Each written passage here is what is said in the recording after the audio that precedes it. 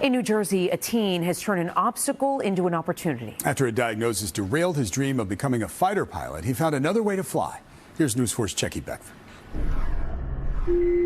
That's the autopilot. When you turn it off, so now I'm manually flying the plane right now. But this pilot is only 15 years old, and he spent plenty of time flying a real plane. Maybe like 20 times.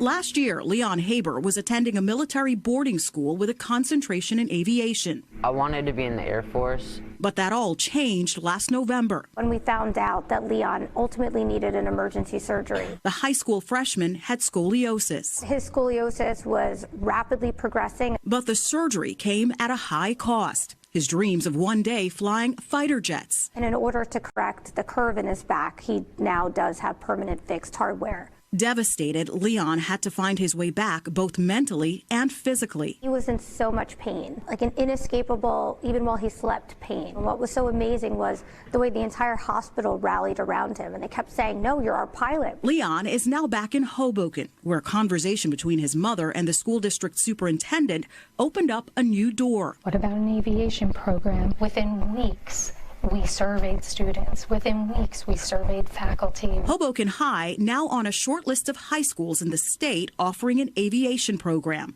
Superintendent Dr. Christine Johnson says it sets students up for real-world opportunities. We learned that by 2026, there will be 24,000 pilots in demand. What's more, the class isn't just for credits. We will have students that will have the ability to graduate from high school with a commercial drone certification, potentially with a private Cessna pilot license. Inside the aviation lab, under construction when we visited, students will have access to 5 flight simulators.